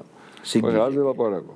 არა, ბიჭო, აი პიკაჩუ. უკაცრავად და ბიდონი ხა, ნუ ვაფშე ხო. ხო, მაგარია. აი პიკაჩუა, ხო, აი წარმოგიდგენთ ვატო, აი პიკაჩუ და ეს პირდაპირ ეთერში და მიდი პიკაჩუსთან და რატო უშვე პიკაჩუსთან? ნოდარა მელაძე რო ხარ, აი არ ვიცი, არ ვარგა პიკაჩუ გასუსტებს. ისეთ სუსტი ხარ, მაგრამ მაგადგან ხა შანსი არა, აი არ არსებობს რა.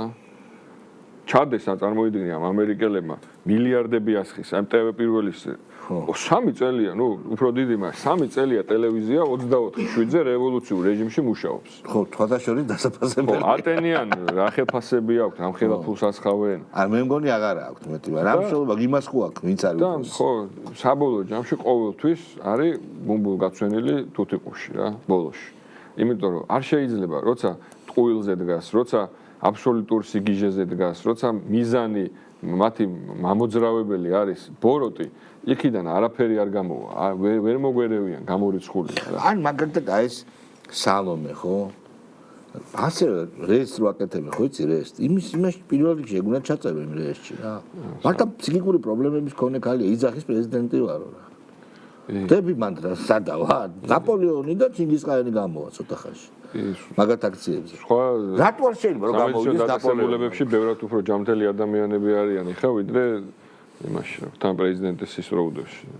სტანდარტი, ოპარული. ხო, ნუ კაი, თქვენ გეგმებზე მითხარი და დავასრულო. ჩვენი ამოცანა რა არის რომ ეხა აბსოლუტურად ახალი სოფლიო რეალობა გვაქვს და სამწუხაროდ ამ დრომდე ჩვენი საგარეო პრიორიტეტები რჩება ისევ იქ, რაც დაინგრა. და ამით ჩვენ ხედავთ საფრთხეს.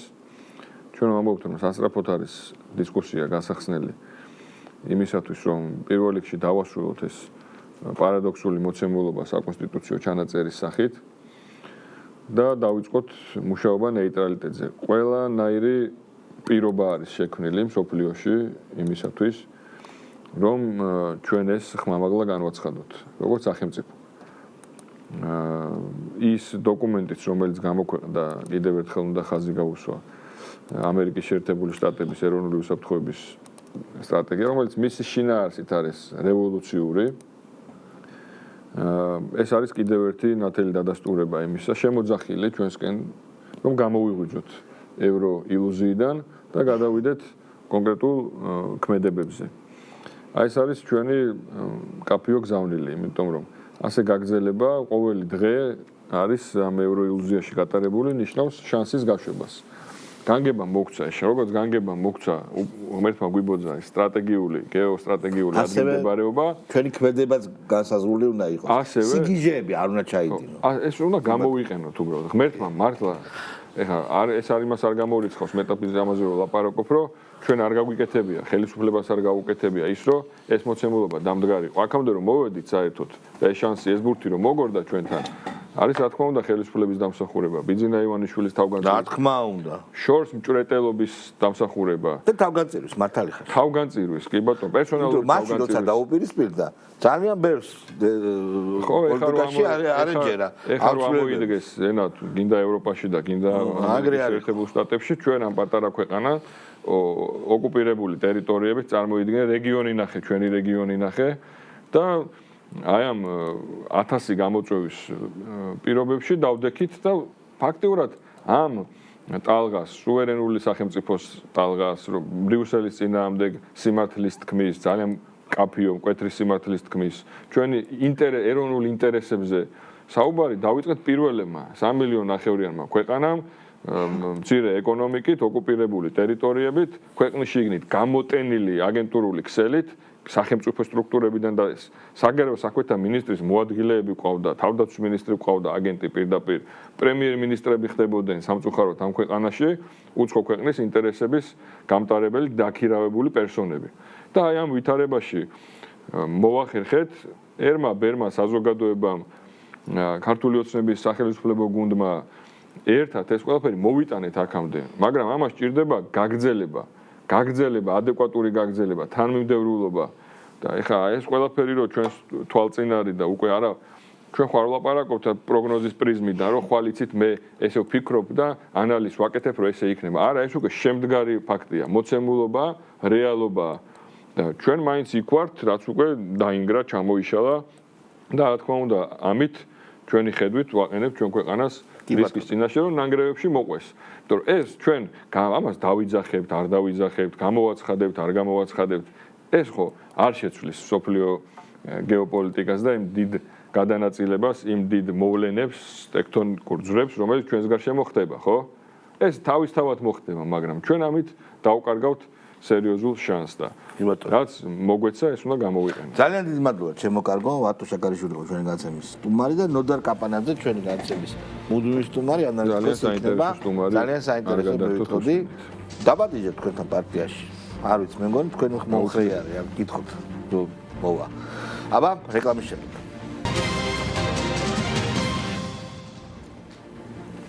მოგესალმებით, მეგობრებო. ნოდარ კაპანაძე ჩვენი გადაცემის მეგობარი, სტუმარიც კი არა, მოვიდა. ნოდარ, ეხლა რო უყურე ფოტოს, სადაც ყველა ლიდერი იყო აშხაბადის ფორუმის სამიტის ყველა ლიდერი, ჩემთვის დავთვალე და შენ მინდა რომ იმპასუხო. ჩემი დათვლები თუ ემთხვევა, აი ამ ქვეყნებთან ჩვენი ვაჭრობა, საქართველოს მთლიანი ვაჭრობის რამდენი პროცენტია? მოგესალმებით, შელო, მივესალმები მაყურებელს, მადლობა მოწვევისთვის. მან ვინც იყო წარმოდგენილი მაგ ქვეყნებიდან, მათი უმრავლესობა მუდმივად შედის ჩვენს უმთავრეს სავაჭრო პარტნიორებში, ათეულში. და ჯამში მაგ ქვეყნების წილად მთელი საქართველოს მთლიანი საგარეო ვაჭრობის 70%-მდე მოდის მინიმუმ. აი, მეგობრებო, იყო ფორუმი, სადაც ვაჭრობდა, სადაც რამე გაგვაგდა, სადაც ფულშოულობს 70 საექსპორტო ექსპორტის თვალსაზრისით რაღაც 80%. 80%, იმპორტი 70. იმპორტი ცოტა ნაკლები, იმიტომ რომ ევროპიდან ბევრია იმპორტი და. კი ბატონო, ხო, აი ახლა უყურეთ რა. და ვიღაცა იდიოტები კითხულობენ, რომ რატო იყო პრემიერ-მინისტრი იქ?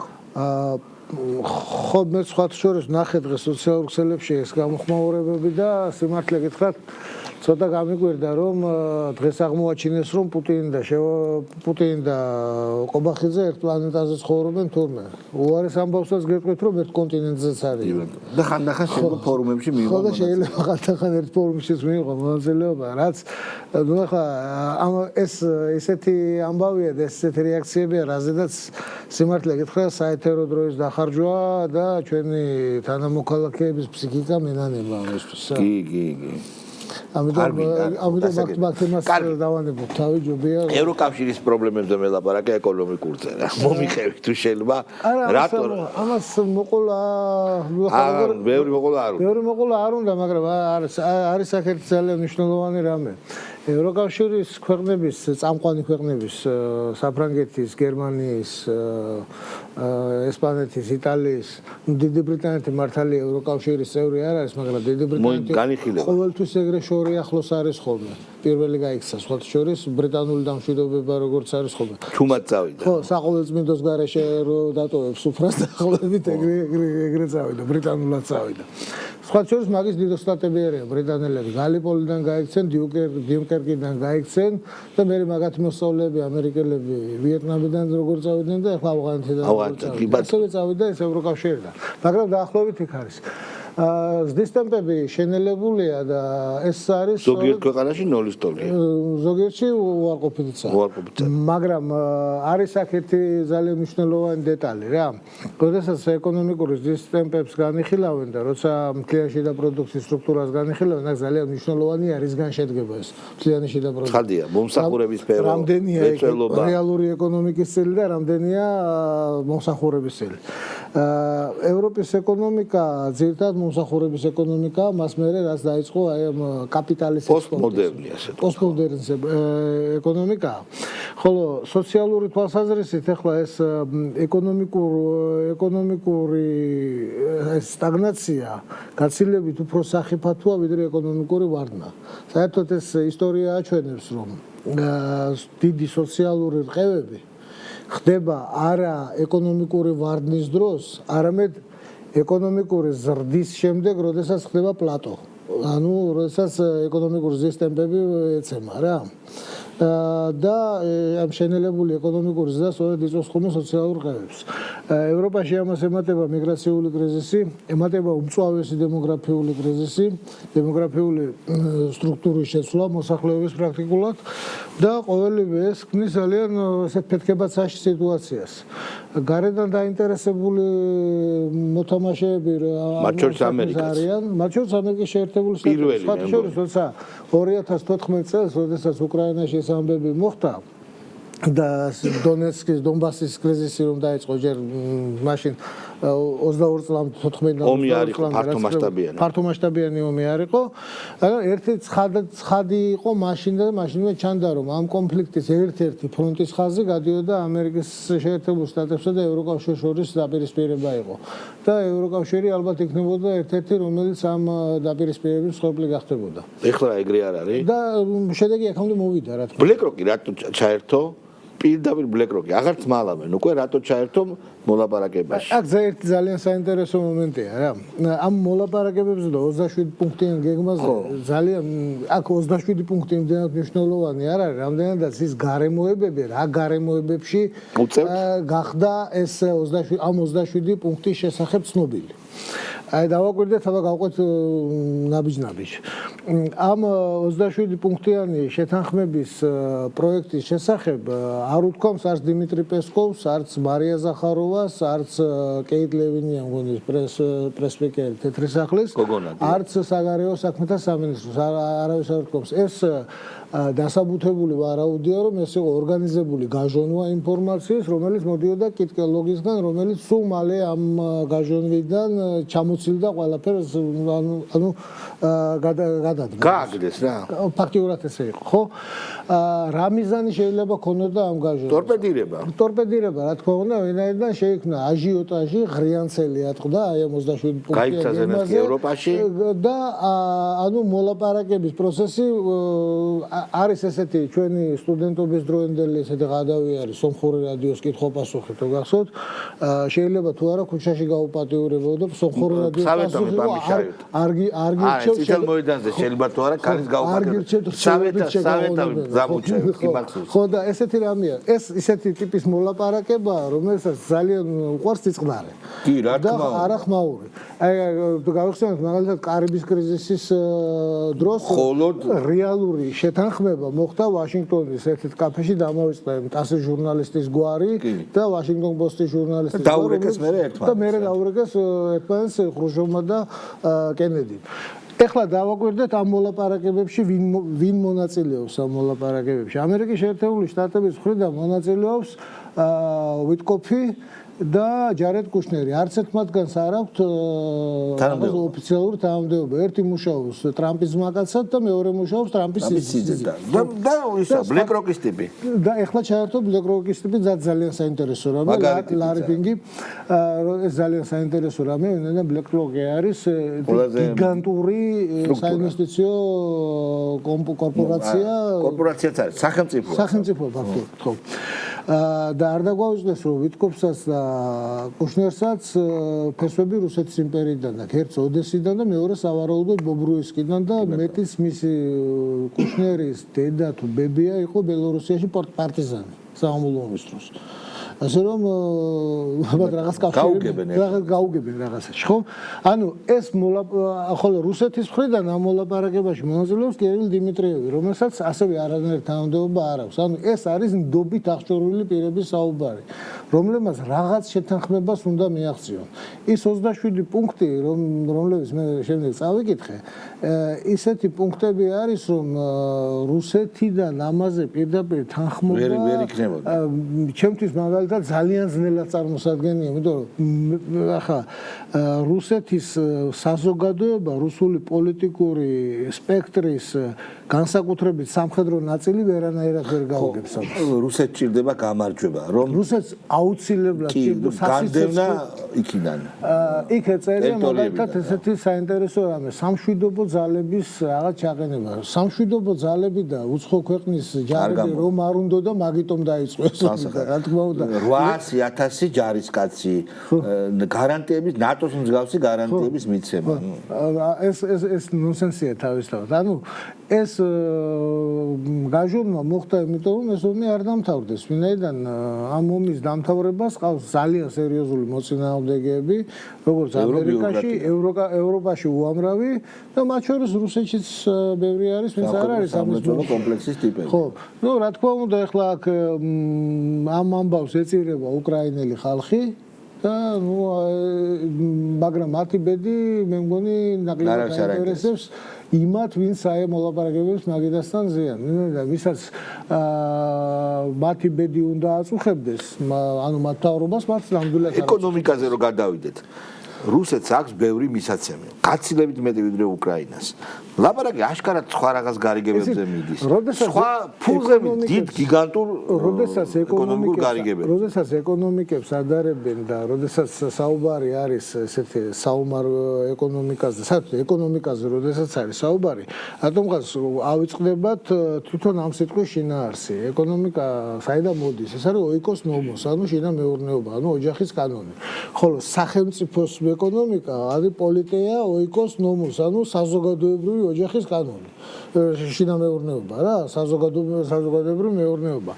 ფინანსური ინსტრუმენტი და ფინანსური ელემენტი აქ რა თქმა უნდა მნიშვნელოვანია, ფული არის ეკონომიკის სისხლი, მასშტაბებია, მაგრამ ეს არ არის ერთადერთი რა თქმა უნდა. და როდესაც ეკონომიკებს ადარებენ მხოლოდ ფულად გამოხატულების შედარება არ არის სწორი. და ეს ამას ამტკიცებს ყოველ ჯერზე ის ეკონომიკები, რომლებიც რეალურ ეკონომიკას მისდევენ და რომლებიც უფრო რეალურ ეკონომიკაზეა დაფუძნებული, მაგალითად ჩინეთის ეკონომიკა. იგივე ინდოეთის ეკონომიკის ძალიან სწრაფის და ამ ბოლო პერიოდში. და ის რომ ეკონომიკის ყველაზე მთავარი მამოძრავებელი ძალა მაინც არის ადამიანური რესურსი და მისაწვდომობა წიაღისეულ რესურსებზე. და სწორედ ის გარემოება, რომ ეკონომიკა უნდა იყოს რაც შეიძლება ავტარქიული, ეს არის ასე ვთქვათ ფუნდამენტური მიზანი ნებისმიერი თავმოყარე სახელმწიფოს. ეხლა ავტარქიული ეკონომიკის მიღწევა ძალიან რთულია ამისანა. ამისთვის საჭიროა რესურსები. წიაღისეული რესურსები, ადამიანური რესურსები და ასე შემდეგ. ფინანსური რესურსები ეს ბოლო ადგილზეა ამ ამბავში. ავტარქიული ეკონომიკის შექმნა დღეს მსოფლიოში სულ რამდენიმე სახელმწიფოს აქვს ამისო რესურსი. ეს არის, შეიძლება ითქვას, რომ რუსეთი, ჩინეთი არა, იმიტომ რომ ადამიანების რაოდენობა იქ იმდენია, რომ რესურსების საკმარისი არ არის იმ ადამიანებისთვის, წიაღისეული რესურსები. კანადა, ამერიკის შეერთებული შტატები, ავსტრალია, შეიძლება ბრაზილია.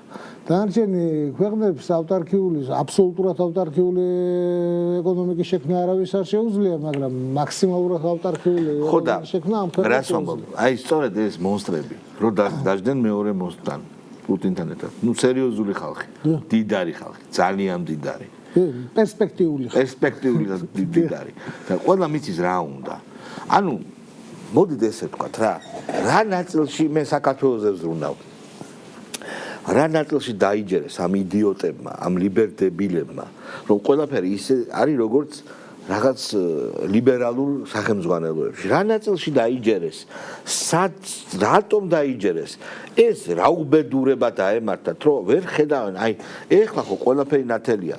ტრამპი ამაზე ლაპარაკობს. ბევრისთვის არ არის ყველაფერი ნათელი. ხო და არა, საქმე იმაშია, რომ ძალიან ბევრი არის ჯერ კიდევ ჩარჩენილი. BlackRock-ი რატო ზის იქ? ვერ ხვდები ან რატო ზის იქ BlackRock-ი? აი, ჩვენი პოლიტიკოსები, ეგრეთ წოდებული ოპოზიციონერი იდიოტები. BlackRock-ი ზის იმიტომ, რომ BlackRock-ი არის სერიოზული განზომილება და ბენეფიციარი უნდა გახდეს.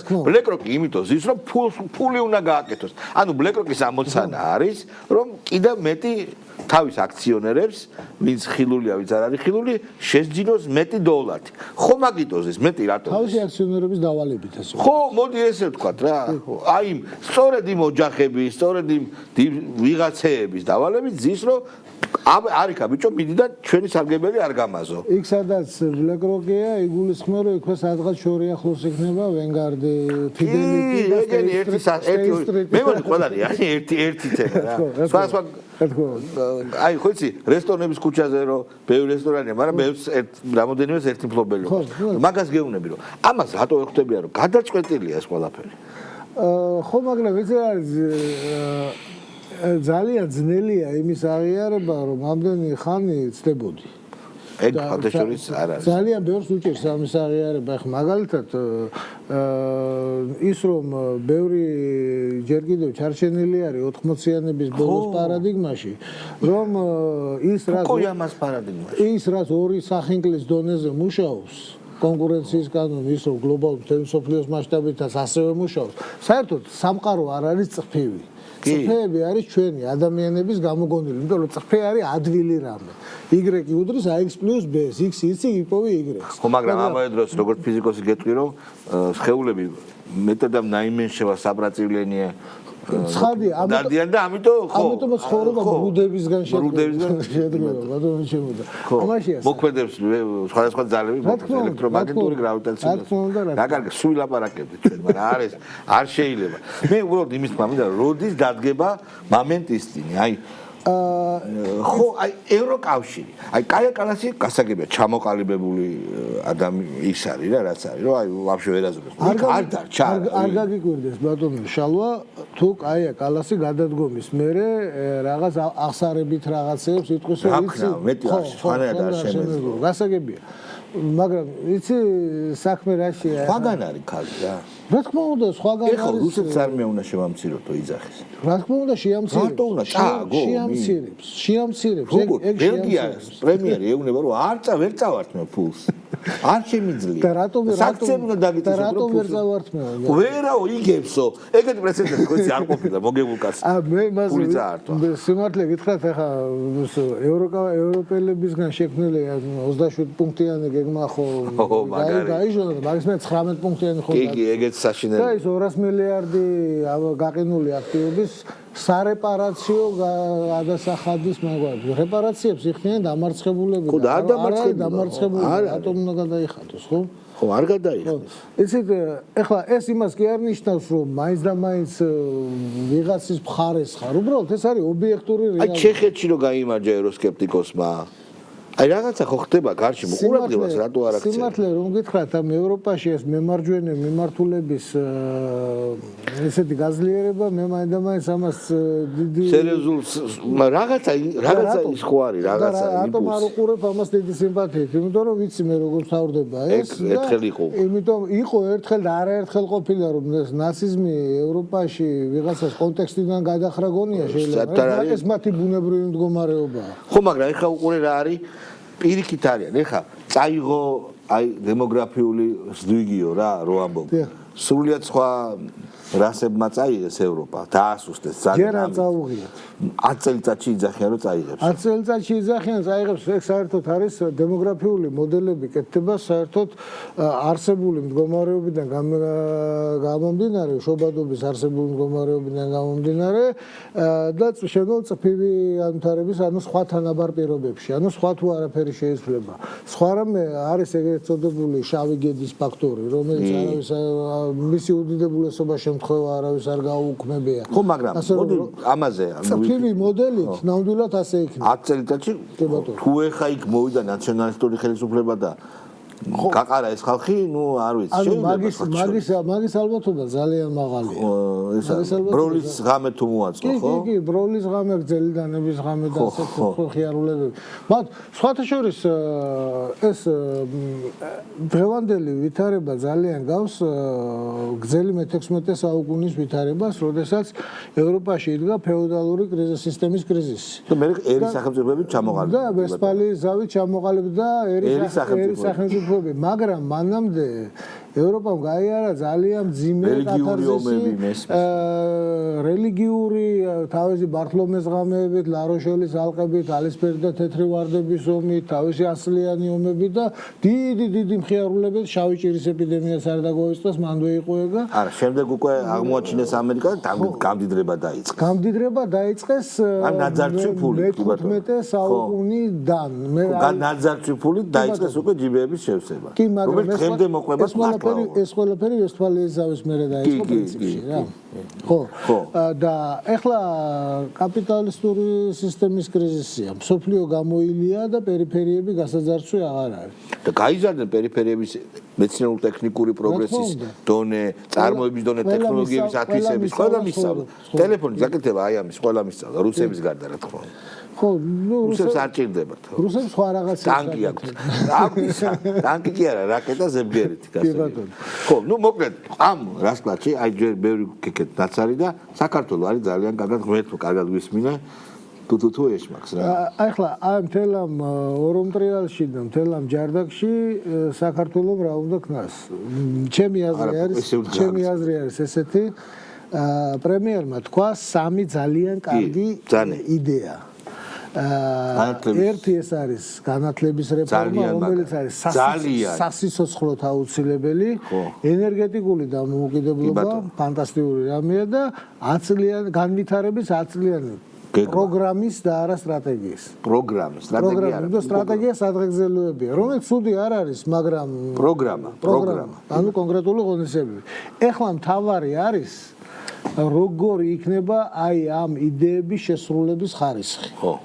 ეს არის თავი. თუ ამ იდეების შესრულებას ისევ დავავალებთ და ისევ იქნებით NGO-შნიკების და ოფისის პლანქტონის იმედად, მაშინ არაფერი არ გამოვა. მე მგონი მაგათი დრო საბოლოოდ წავიდა. აქ საჭირო არის იდეის ხალხის მოძებნა. საერთოდ დიდი საქმეების კეთებისთვის დიდი საქმეებს ყოველთვის აკეთებენ პასიონარები.